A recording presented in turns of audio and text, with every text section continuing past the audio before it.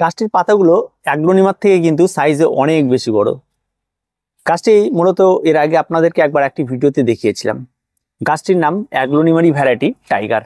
এই tiger variety গাছগুলি এই কারণেই টাইগার, কারণ এদের যে পাতাগুলো রয়েছে পাতাগুলো অনেক বড় বড়, তার সঙ্গে একটা ডোরাকাটা দাগ রয়েছে, আর তার মধ্যে একটা সবুজের মধ্যে একটা হলুদ ব্যাপার রয়েছে, যার জন্য পাতাটা দেখতে অত্যন্ত সুন্দর লাগে।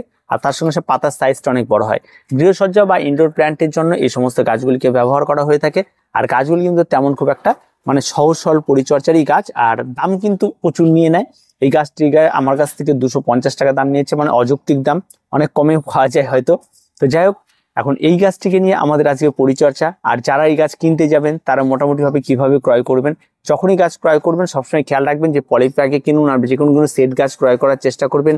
রুটগুলি ভালো করে দেখে নেবেন যে রুটগুলি সব ঠিকঠাক আছে কিনা, এই সমস্ত কিছু দেখে নেবেন। আর গাছ যখনই নেবেন তখন সবসময়ের জন্য এই সমস্ত গাছগুলি নিলে পাতাগুলি ফ্রেশ রয়েছে কিনা, বড় পাতা রয়েছে কিনা, এই সমস্ত কিছু দেখে বুঝে শুনে আপনারা গাছগুলিকে ক্রয় করবেন, তাহলে এই একদম যথেষ্ট। আর এই গাছগুলি ইনডোর প্ল্যান্ট এবং নতুন বাগানের জন্য বেশ ভালো গাছ। গাছে কোনো রকম কোনো পরিচর্যা লাগে না, একদম নরম স্বভাবের গাছ, আর গাছে কেমন কোনো রকম কোনো পরিচর্যা নেই। আর মাটিতে আমাদের এই সমস্ত গাছগুলি করা হবে। আর যারা করতে চান তারা মাটির মিডিয়াতে কিভাবে করবেন তার সমস্ত কিছু সঙ্গে থাকুন আর দেখতে থাকুন আমরা কিভাবে এই মাটির মিডিয়াটি তৈরি করছি। আমি এখানে টবের বেশ পুরনো মাটি নিয়ে নিয়েছি, আর এই মাটির মধ্যে কিন্তু আমার মোটামুটি ভাবে সমস্ত খাবার মেশানো রয়েছে, আর সবকিছু রয়েছে। ভার্মি কম্পোস্ট থেকে শুরু করে বালি থেকে শুরু করে সব রেডি একটি মাটি, এক কথায় বলতে চলে। আমি আপনাদের যেভাবে বললাম, এর মধ্যে রয়েছে একদম 50% মাটি, 30% কম্পোস্ট আর 20% বালি, এই দিয়ে একটা ওয়েলডেনেস মাটি রয়েছে। আর এই মাটির মধ্যে আমি গাছে কিছু ছোট ছোট খাবার যোগ করব। যেমন আমার কাছে রয়েছে কিছু, এই পরিমাণ আমি যোগ করবো এখানে ভার্মি কম্পোস্ট, যেটা দেখে দানাদার মনে হলেও এটা কোন রাসায়নিক খাবার নয়, একটা জৈব খাবার, একটু কোয়ালিটি ভার্মি কম্পোস্ট, তাই এটা এইরকম দেখতে হয়। আর এর সঙ্গে আমি যোগ করে নেবো সামান্য একটু হাড় গুঁড়ো। হাড় গুঁড়োটাও ঠিক এই পরিমাণ আমরা হাড় গুঁড়ো দেবো।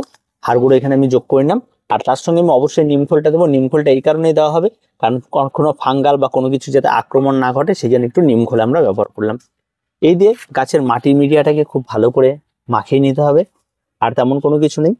আর এখানটা আমি মোটামুটি ভাবে এই গাছের জন্য একটা 8 ইঞ্চি সাইজের পট নিয়ে নিয়েছি। আর এই পটের মধ্যে এই গাছটিকে আমরা বসিয়ে দেবো এইভাবে, একদম সেট গাছ, দেখতে অত্যন্ত সুন্দর লাগবে। আর এবার আমাদের যেটা করতে হবে সেটা হচ্ছে এই প্যাকেটটা থেকে গাছটিকে বের করতে হবে। প্যাকেট থেকে গাছ বের করতে হলে আগে এখানে কাটতে হয়, তারপর প্যাকেটটাকে খুলে ফেলতে হয়। এবার যখন আপনি এটাকে খুলবেন তখন খেয়াল রাখবেন যেন রুট বলটা না ভাঙে, সেভাবে আস্তে করে আপনি খুলবেন। দেখুন, এটাকে যদি আপনি ভালো করে খেয়াল করেন, এই মাটিটি কিন্তু প্রচন্ড শক্ত মাটির মধ্যে এই গাছটি রয়েছে, যার জন্য কিন্তু গাছটি একটা সময় কিন্তু আর বাড়তে পারতো না ভালো। আর এই সময় সেই যে রুটগুলি দেখা যাচ্ছে, রুটগুলি কিন্তু বেশ ভালো এর মধ্যে দিয়ে খেলেছে, নিচ দিয়ে রুট রয়েছে। এই গাছটিকে এর মধ্যে লাগানো মোটামুটি 1 মাস পর রেজাল্ট কিন্তু অনেকটাই পাল্টে যাবে।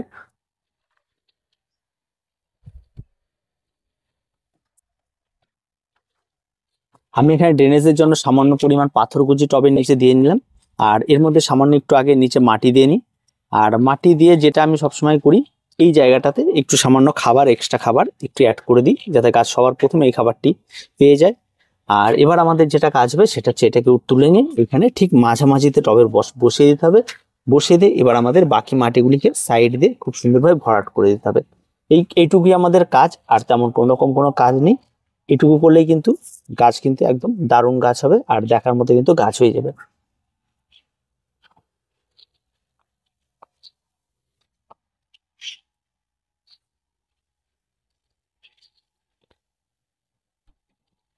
মাটিগুলো একটু ভালো করে চেপে দিতে হবে। আর সবসময় আরেকটা জিনিস খেয়াল রাখতে হবে, গাছ যখনই আপনার লাগানো কমপ্লিট হয়ে যাবে,